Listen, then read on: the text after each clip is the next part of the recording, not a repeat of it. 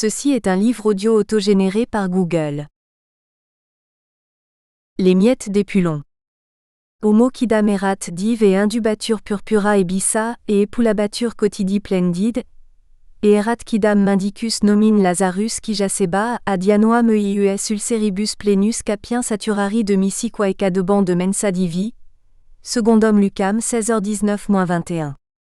Il était une fois un homme riche habillé de pourpre et de soie, qui prenait chaque jour des repas magnifiques, et il y avait à sa porte un mendiant nommé Lazare, couvert de plaies, désirant se nourrir des miques TTCS qui tombaient de la table du riche. Luc 16h19-21. Mon problème est que je suis à la fois Lazare et le riche épulon. Voyage à la recherche des identités perdues. Ceci n'est pas l'histoire de ma vie. Aujourd'hui, il est fort probable que ma vie, comme celle de beaucoup, n'ait pas d'histoire. Il existe des traces, des miettes, des tronçons.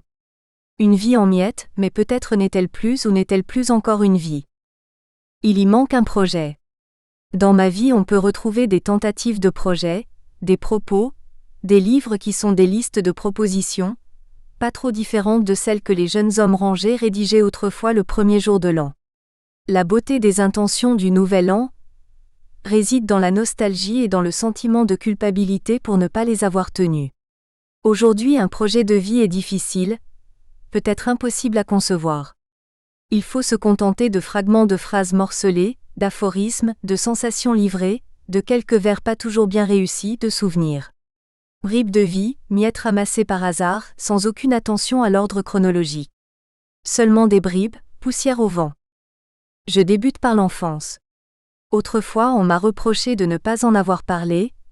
Par exemple, Stéphania Rossini de l'Espresso, lors de la présentation de mon livre Pain et Travail. Mémoire de l'outsider. Mais c'était évident que j'en aurais parlé, même trop. Je débute donc par l'enfance. Comment pourrais-je faire autrement? Par quoi d'autre pourrais-je commencer? Ce n'est pas parce que The Child is futer to the man, mais simplement parce qu'elle arrive avant, même pour celui qui ne croit pas à l'ordre chronologique et qui ne voudrait jamais devenir le notaire de lui-même. Qui peut nier avoir été un enfant?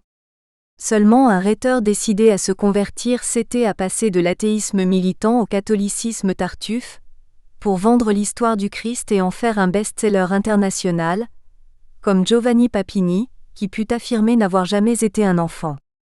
De plus, on ne risque pas d'offenser quelqu'un. Qui pourrait se sentir offensé par les souvenirs d'un enfant? D'ailleurs, une autre raison non négligeable, en parlant de mon enfance, je parle de personnes qui sont mortes pour la plupart. Et si elles vivent encore, elles sont trop âgées pour réagir. Elles ont atteint la quiétude, la lunaire mare tranquillitatis.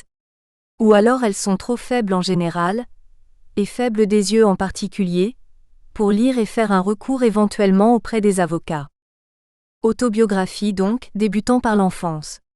Entreprise incommode, apte toutefois à exprimer ses mouvements prudents de rapprochement circonspect au sujet, qui peuvent faire penser au repas du tigre, au goûter d'avance, au waiting appetite.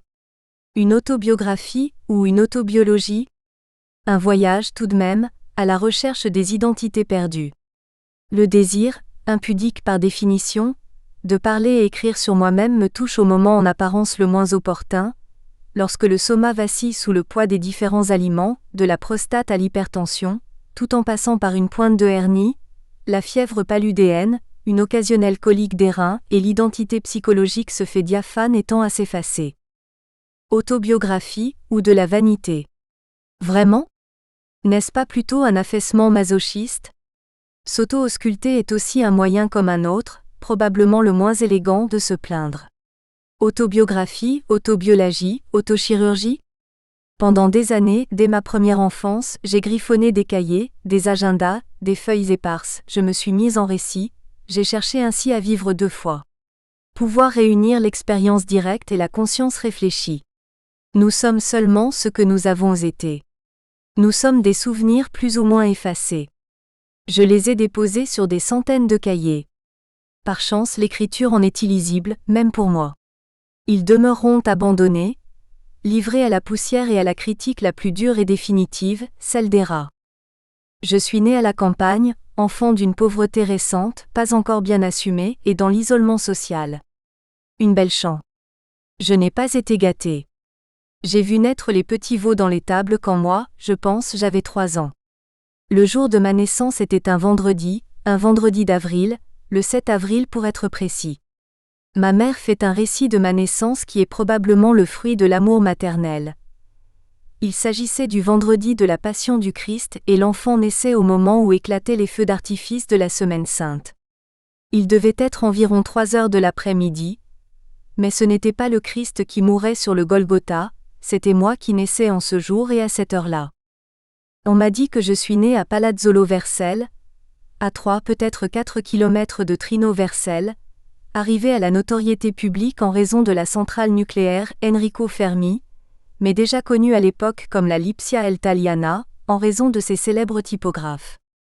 Dans la réalité, je suis née en dehors du village dans une ferme proche du fleuve Pô, dans la localité dite La Fornace, localité au-dessous du niveau du fleuve.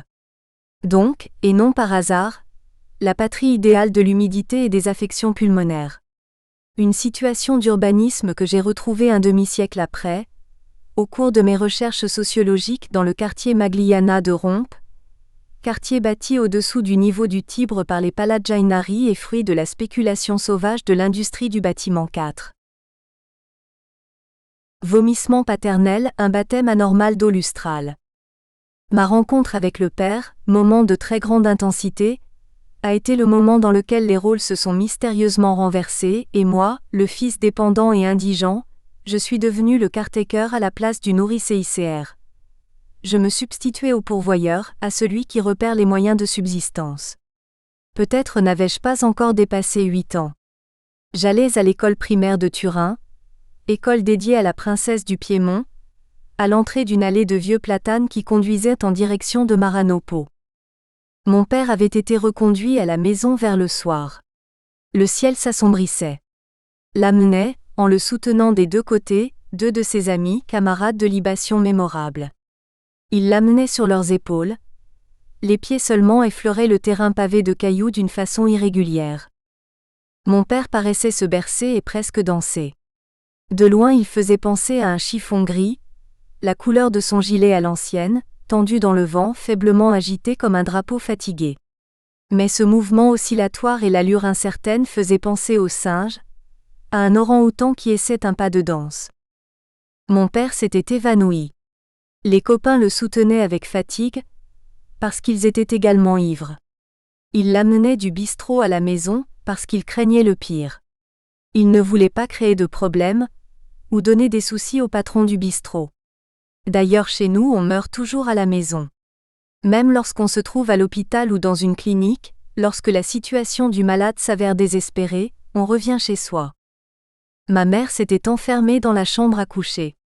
Elle ne voulait pas le voir. Elle voulait le punir. Elle ne voulait plus de lui. Elle ronchonnait. Il doit avoir bu, mangé et fumé comme d'habitude, plus que d'habitude selon sa coutume. Les hommes le déposèrent, c'est le mot exact, je me souviens très bien de la scène, comme s'il s'agissait d'un sac demi-vide, inerte, sur une chaise longue délabrée dans le couloir sombre du vieux palais délabré qu'on habitait dans la contrée nommée la Fusa. Je m'agenouillais face à mon père inconscient, face à un père évanoui et pâle comme un chiffon délavé, comme un torchon de cuisine. Et je commençais plutôt mécaniquement, à lui caresser le sternum, après lui avoir enlevé le gilet et ouvert la chemise. À lui frotter la poitrine poilue, à lui faire ce que j'avais vu faire par les mères pour aider les nourrissons à digérer après la tétée. Je lui frottais le sternum avec les 2 mains, comme je pouvais, essayant de le réveiller. Je massais rythmiquement. Je n'avais aucune crainte. Je procédais comme un professionnel de l'urgence en culotte courte. Au bout d'environ 1 heure, si je me souviens bien, mon père parut reprendre connaissance. Il tourna la tête vers moi, qui maintenant était à côté de lui. À l'improviste, sortit de sa bouche avec violence, un flot de liquide couleur violet noirâtre, assez semblable à la couleur des chaussettes d'un skieur que j'avais aperçu par hasard en passant par sous eux au nord de Turin. Le liquide chaud du vomissement de mon père se déversait sur moi, d'abord avec une certaine violence, après plus calmement, tranquillement. J'en étais inondée comme pour un baptême. Mais la puanteur, l'odeur âcre était insupportable. Ma mère punissait mon père. Inaccessible comme un rocher de haute montagne, en silence, immobile, elle le regardait souffrir. Des années plus tard, elle n'avait pas appelé le médecin pour lui appliquer un cathéter lorsqu'il ne réussissait pas à uriner. Elle l'avait laissé souffrir pendant des heures. Pour le punir d'avoir bu malgré tout. Toutefois ma mère pense à sa mort, et à être enterrée avec lui. C'est son unique préoccupation. Comme si mourir était seulement un changement d'adresse. À mon père je parle aujourd'hui qu'il est mort plus que quand il était vivant. Ma mère est heureuse de la niche qui l'attend auprès de celle de son mari, avec la petite photo ronde du père. La mort chez nous était une hôte plutôt familière, on parlait d'elle sans angoisse, presque avec une sympathie distraite. Le vomissement paternel était donc l'eau lustrale qui m'introduisit dans le monde des adultes, une émergence qui confirmait ma sortie certainement précoce du monde fabuleux de l'enfance. Mais s'agissait-il véritablement d'une sortie? Une sortie ou bien un retour? Un souvenir vif, le vomissement paternel, couleur violet comme l'étole du prêtre la semaine sainte, me baigne, tiède ruisselet tourbillonnant. J'y perçois l'âpre odeur du pain et du salami. Du salami façonné récemment qui garde encore bien distinctes les odeurs de l'ail et du fenouil, du poivre noir pour bien désinfecter le tout, et encore le goût équivoque du vin nouveau et de celui terreux, du Barbera de Coconato. Le petit morceau de nourriture encore solide me caresse la joue dans la descente, sortant de la bouche inerte, résidu d'un repas entre amis, un goûter hors de l'horaire, une pause, une parenthèse conviviale qui va interrompre la séquence grise des travaux quotidiens. Des années après, je viens de rentrer du Piémont, c'est le soir. Petite brume gris-azur sur les champs d'automne. Les tracteurs qui labourent, résolus, 5 sillons à la fois, me font penser à la charrue tirée par un seul cheval et dirigée par la main ferme du père. Mon enfance, est-ce que j'ai eu une enfance? C'est possible. Même une véritable enfance. Malgré tout, oui. Je crois avoir eu une enfance solitaire, pauvre, désespérée et magnifique. Le retour à l'enfance est la tentative de récupérer les expériences naturelles, préculturelles, qui par la suite, au cours de la vie, sont obscurcies et défigurées par la culture. Mais seulement jusqu'à un certain point. Comme dans certains fleuves africains, l'enfance garde son existence de manière souterraine. De 0 à 10 ans tout est décidé, les jeux sont faits. Lorsque je me sens véritablement vieux, décrépit, je me découvre enfant. Je rentre dans la terre enchantée de l'enfance éternelle. Connaître par la peau. Les pétroliers se brisent sur les côtes de Galice et de Bretagne. Le pétrole qui en sort forme des taches noirâtres sur l'écume blanchâtre des ondes. Je me souviens de la Marie-Anna, qui me faisait engloutir le pétrole contre les vers. Un remède draconien mais efficace. Épreuve d'enfance d'autopollution. L'avantage des lourdes maladies de l'enfance. Un bon viatique pour le reste de la vie. La sensation de vivre un temps supplémentaire, immérité, un temps emprunté. L'inavouable bonheur de survivre. Mon père n'aimait pas les livres. Moi, je les adorais. Je ne sais pas pourquoi. Les raisons de mon père étaient exprimées de temps en temps, lorsque je n'y songeais pas. Elles me tombaient dessus comme une tempête d'été, imprévue et désastreuse. Mon père faisait la distinction entre la connaissance et connaître. Les livres représentaient peut-être pour lui une connaissance figée, morte, devenue de marbre.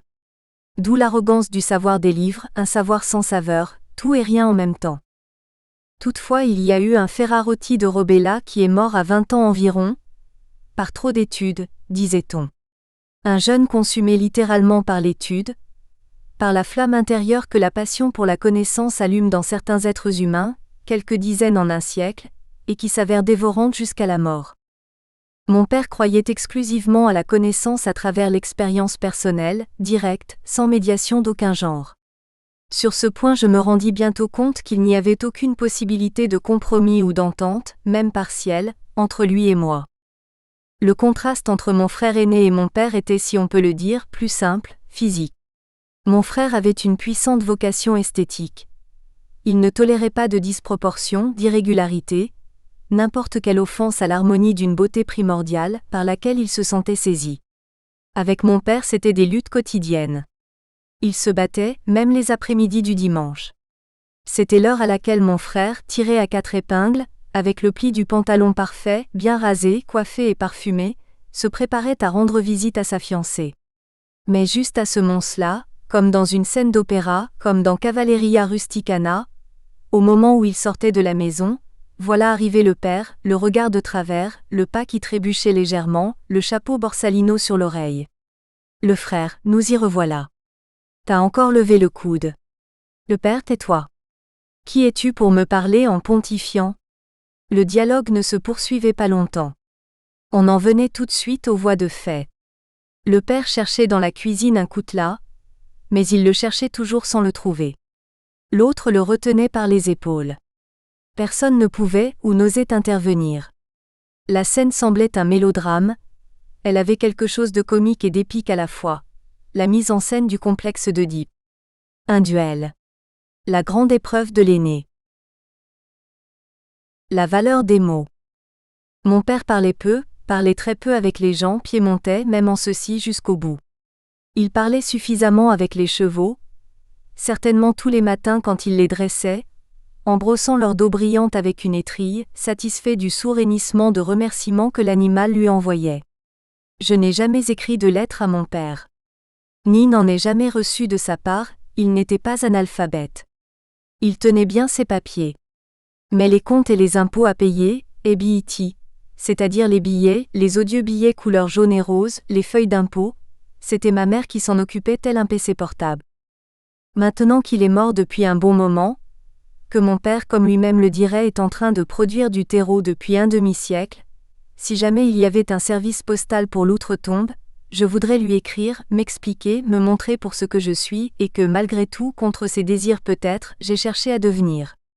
Mais aujourd'hui ceci n'est plus possible. Et je dois me contenter de ces souvenirs qui, comme des gravures gardées trop longtemps en vitrine, deviennent de plus en plus ternes. Je garde l'image très claire de son regard. Il semble me dire à chaque instant, « Mais qu'est-ce que vous avez dans les veines ? Qu'est-ce qui y court dedans ? Vous avez du sang ou de l'eau de vaisselle ?» Il n'était pas analphabète. Mais il croyait à l'ancienne sagesse sapientiale des analphabètes. Comme Socrate, il croyait à la valeur des mots. En raison de ceci, il parlait très peu. Les mots étaient pour lui trop précieux pour être jetés au vent au hasard. Il fallait les mériter. Rara avis, dans un clan d'irascibles. La Marie Anna, ou Mère Anna, parce que dans le clan Ferrarotti à l'époque, chacun pouvait compter sur plusieurs pères et mères, avait un tempérament gai, naturellement joyeux, insouciant. Cette allégresse elle la gardait toute la journée, depuis 5 heures du matin, qui était l'heure de la levée, comme elle l'appelait, jusqu'à 11 heures du soir, lorsqu'elle se retirait pour s'enfiler dans l'enveloppe, ou frapper le sac. Expression que j'ai retrouvée mot à mot des années après dans le nord de l'Amérique, eating the sack. Le temps pouvait changer comme il lui plaisait, du beau au mauvais ou comme ci comme ça, soleil ou pluie, humidité jusqu'à la moelle ou brouillard que l'on pouvait couper au couteau, rien. La gaieté de la Marie Anna surmontait tout, transversale, et en sortait gagnante avec gloire.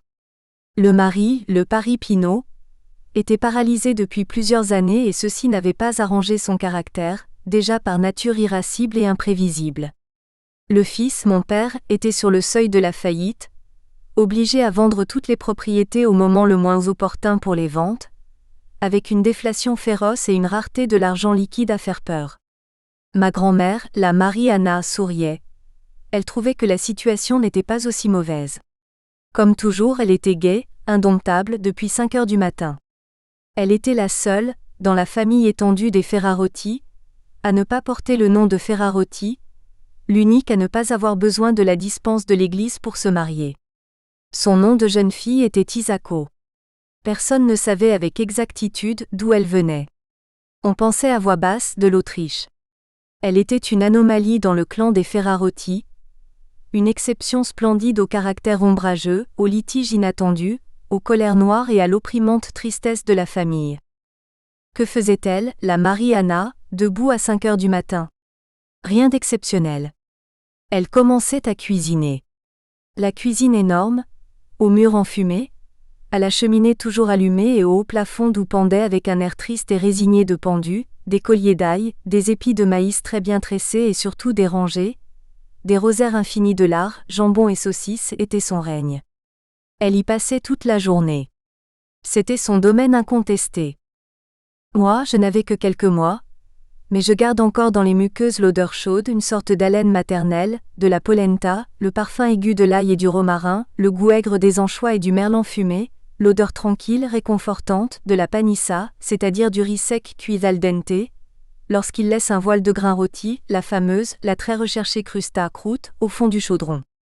Contrairement aux femmes grandes, robustes et quelquefois costaudes des Serrarotti, la Mariana n'était pas grande. Elle était petite et pleine, rondelette, caracolant, mais elle était douée d'une force physique et d'une énergie que, en la rencontrant au premier abord, on ne pouvait pas soupçonner. Jusqu'à sa mort, elle continua à faire les mêmes choses, tous les jours elle vaqua aux mêmes occupations. Allumer le feu. En réalité le rallumer, attiser la braise encore chaude et vivante sous les cendres de la veille et faire à manger, gouverner d'énormes casseroles, toujours sur le point de bouillir, riz, pommes de terre, lard, viande de tout type, saucisses grésillantes sur la braise, pain grillé, potage multicolore, le tout scandé par des rires homériques. Faire à manger, pour qui? Pour tous. Pour tous ceux qui venaient. Sans distinction. Nourricière du monde. Chef de cuisine de l'histoire. La Mariana était aux antipodes de ma mère qui était grande et maigre, un sismographe parfait qui enregistrait les crises économiques sur le mètre infaillible de l'humeur noire de mon père. Souverainement indifférente, la Mariana poursuivait imperturbable ses activités culinaires comme si elle devait faire à manger pour un régiment. Elle observait avec un air de reproche, inutilement, ma mère. En effet, la porte de la grande cuisine qui donnait directement sur la haie était grande ouverte. Il en sortait comme une invitation permanente, des fumées et des odeurs délicieuses de nourriture chaude prête à être dévorée.